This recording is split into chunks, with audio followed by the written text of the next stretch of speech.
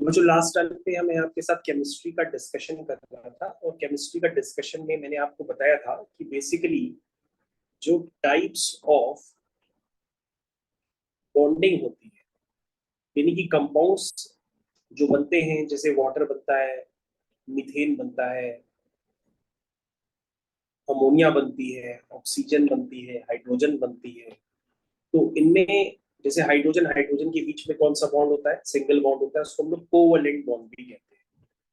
तो आपको याद रखना होगा कि तीन तरह की बॉन्डिंग होती है। एक होता है कोवैलेंट बॉन्डिंग, दूसरी होती है जिसका नाम होता है इलेक्ट्रोवैलेंट बॉन्डिंग।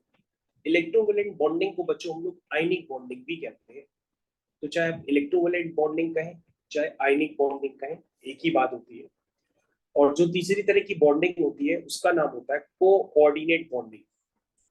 तो बच्चों, कोऑर्डिनेट बॉन्डिंग को भी आप समझ लीजिएगा साथ में कि कोऑर्डिनेट बॉन्डिंग क्या होती है। तो सबसे पहले कोवैलेंट बॉन्डिंग की एक बार हम लोग दोबारा चर्चा कर लेते हैं। जैसे मैंने बताया था कि मान लीजिए अमोनिया का मॉलिक्यूल है, ये कैसे बना होगा? किसी की भी बॉन्डिंग फॉर्मेशन के लिए सबसे पहले हम देखते हैं कि उसके पास वैलेंस शेल में कितने इलेक्ट्रॉन है।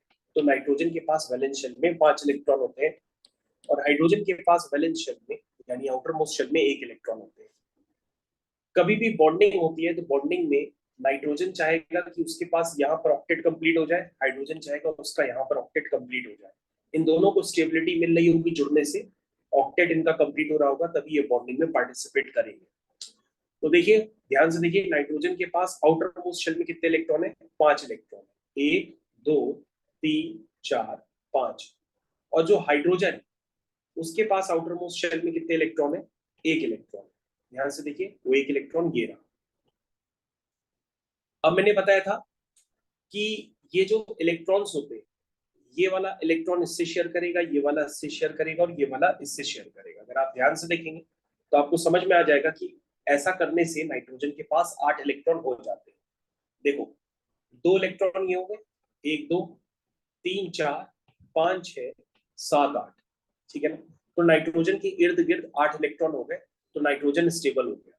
और हर हाइड्रोजन के पास 2 इलेक्ट्रॉन हो गए। देखो, इसके पास भी 2 है, इसके पास भी 2 है, और इसके पास भी 2 है। आपको याद रखना होगा कि एक बॉन्ड में जो 2 इलेक्ट्रॉन होते हैं वो दोनों के लिए कॉमन होते हैं। मतलब ये वाला इलेक्ट्रॉन तो हाइड्रोजन का है ही, साथ में ये वाला इलेक्ट्रॉन नाइट्रोजन के लिए भी है, क्योंकि हम क्या कर रहे हैं? शेयरिंग कर रहे हैं इलेक्ट्रॉन्स। जब इलेक्ट्रॉन्स की शेयरिंग होती है तो उस तरह की बॉन्डिंग को हम लोग क्या कहते हैं? Covalent bonding. कोवैलेंट बॉन्डिंग में इलेक्ट्रॉन्स क्या करते हैं? आपस में शेयर करते हैं। मतलब ये वाला इलेक्ट्रॉन इसके लिए भी है, ये वाला इलेक्ट्रॉन इसके लिए भी है, ये वाला इलेक्ट्रॉन इसके लिए भी है, तो ये वाला इलेक्ट्रॉन इसके लिए भी है। तो इसकी डिटेल चर्चा मैंने आपको दोबारा करके बता दी कि अमोनिया का फॉर्मेशन कैसे हुआ, और उसमें कोवैलेंट बॉन्डिंग किस तरह से कॉन्सेप्ट क्लियर हुआ। अब बच्चों, हम क्लियर करते हैं क्लोराइड के फॉर्मेशन। तो अब आप नई हेडिंग डालेंगे, formation of sodium chloride. Formation of sodium chloride. Sodium chloride को NaCl कहते हैं, और इसका जो कॉमन नेम होता है उसको हम लोग कॉमन सॉल्ट भी कहते हैं। क्या कहते हैं इसको? Common salt. बच्चों, मैं आपको ऑलरेडी कई तरह के कॉमन नेमिंग बता चुका हूँ, होपफुली अब आपको याद हो गई होगी। अगर आपको नहीं याद है तो आप क्विक रिव्यू भी कर सकते हैं। जैसे मैंने आपको रटवा दिया है कि सोडियम कार्बोनेट आ जाए तो उसका नाम क्या होता है? Washing soda. क्या नाम होता है? Washing soda. सोडियम बाइकार्बोनेट आ जाए तो इसका नाम क्या होता है? Baking powder. कैल्शियम ऑक्साइड आ जाए तो उसका नाम होता है क्विकलाइन। ठीक है? कैल्शियम कार्बोनेट आ जाए तो उसका नाम होता है लाइमस्टोन। और बच्चों, अगर आपसे पूछा जाए CaSO4 calcium sulphate dot 2H2, एक इसका फॉर्मूला होता है जिप्सिम का। इसका फॉर्मूला होता है जिप्सिम। और अगर हम यहां पर 2 मोल वाटर ना लेकर के आधा मोल वाटर लेते हैं तो उसको हम लोग कहते हैं दिस इज POP। POP मतलब होता है प्लास्टर ऑफ पेरिस। समय। तो बच्चों, ऐसे कई सारे मैंने आपको स्टैंडर्ड याद करवा रखे हैं। जैसे कैल्शियम हाइड्रोक्साइड को क्या कहते हैं? स्लिक्ड लाइन। क्या कहते हैं? स्लिक्ड लाइन। चलिए अब आगे कंटिन्यू करते हैं। हमके पास जो है फॉर्मेशन है सोडियम क्लोराइड का। जरा देखते हैं सोडियम क्लोराइड के फॉर्मेशन में क्या नीड पड़ती है। बच्चों वन सेकेंड, कंसेप्ट सेम है। किसी भी मॉलिक्यूल का प्रिपरेशन करना हो तो सबसे पहले आप उसका एटॉमिक नंबर लिखेंगे, उसके पास वैलेंस शेल में इलेक्ट्रॉन लिखेंगे जो कि यहाँ पर एक है। क्लोरीन लिखेंगे, क्लोरीन का एटॉमिक नंबर लिखेंगे, उसके वैलेंस शेल में इलेक्ट्रॉन लिखेंगे जो कि 7 है। अब सोडियम क्लोरीन के साथ अगर मिल करके कॉमन सॉल्ट यानी साधारण नमक बना रहा है तो क्यों बना रहा होगा? ताकि दोनों के ऑक्टेट भी कंप्लीट हो रहे हैं। तो सबसे पहले हम देखते हैं यहाँ पर ये हो गया सोडियम और ये हो गया क्लोरीन। तो ध्यान से देखते हैं बच्चों उसको हम कि सोडियम के पास आउटर मोस्ट शेल में कितने इलेक्ट्रॉन है? एक। ध्यान से देखिए कितने हैं? एक है ना। क्लोरीन के पास वैलेंस शेल में कितने इलेक्ट्रॉन है? 7। अब आप क्या कहोगे? अब आप ये तो कहोगे नहीं कि ये वाला इलेक्ट्रॉन इससे शेयर कर ले, क्योंकि अगर ये इलेक्ट्रॉन इससे शेयर कर लेगा तो सोडियम के पास यहां से एक से कितने इलेक्ट्रॉन हो जाएंगे शेयर करने पर? 2 हो जाएंगे। तो क्या यहाँ पे 2 इलेक्ट्रॉन स्टेबल हुए हैं इसके लिए? नहीं।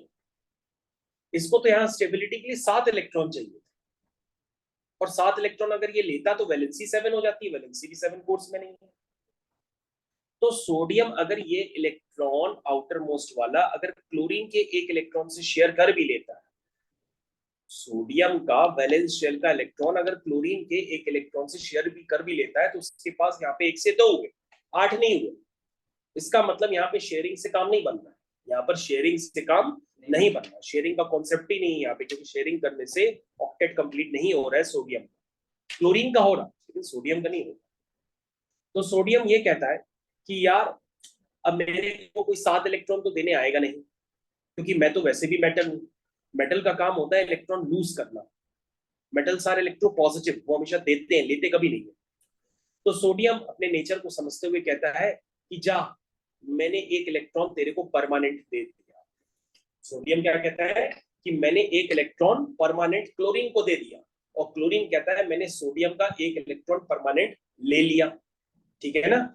तो सोडियम अगर एक इलेक्ट्रॉन लूज करता है परमानेंट, तो जितने भी इलेक्ट्रॉन लूज करेंगे उतने प्लस का चार्ज आएगा, जितने भी इलेक्ट्रॉन गेन करेंगे उतना माइनस का चार्ज आएगा।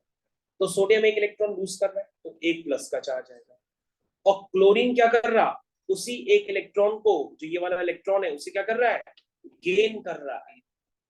ये देखिए गेन कर लिया, 1 2 3 4 5 6 7, और इसको मिला के हो गए 8।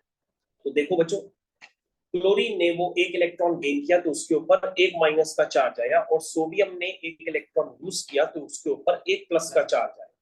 तो इसीलिए हम इसको क्या कहते हैं? Sodium chloride. ये बात आपको क्लियर होनी चाहिए कि सोडियम क्लोराइड का फॉर्मेशन कैसे हुआ है। उसमें किसी भी तरह से इलेक्ट्रॉन्स की शेयरिंग नहीं की गई। यहाँ पे इलेक्ट्रॉन्स का आदान प्रदान जो हुआ है वो परमानेंट हुआ है, यानी सोडियम ने परमानेंट एक इलेक्ट्रॉन अपना क्लोरीन को दे दिया है, और क्लोरीन ने सोडियम से परमानेंट एक इलेक्ट्रॉन ले लिया। और ऐसा होना भी चाहिए था, क्योंकि सोडियम मेटल है तो वो दे ही सकता था, और क्लोरीन नॉन मेटल है तो वो गेन कर सकता था। सो उन्होंने किया। लेकिन आपको ये समझ में आना चाहिए, जब इलेक्ट्रॉन्स का लेन देन परमानेंट होता है, शेयरिंग नहीं होती है, तो उस तरह की बॉन्डिंग को हम लोग क्या कहते हैं? Ionic bonding. क्या कहते हैं? Ionic bonding. आयनिक बॉन्डिंग का मतलब क्या हुआ? आयनिक बॉन्डिंग का मतलब ये हुआ कि यहाँ पे जो चार्जेस होते हैं वो क्रिएट हो जाते हैं। देखो चार्जेस क्रिएट होते हुए दिख रहे हैं ना, एक चार्ज प्लस का है, एक चार्ज माइनस का है। तो जब चार्जेस क्रिएट होते हैं तो उस तरह की बॉन्डिंग को हम लोग कहते हैं आयनिक बॉन्डिंग। ये बात सबको समझ में आनी चाहिए, क्योंकि आपको यहाँ पे क्या दिख रहे हैं? चार्जेस। एक चार्ज प्लस का, एक चार्ज माइनस का। तो जो प्लस का चार्ज होता है, उसलिए हम उसको क्या कहते हैं कि ये क्या है?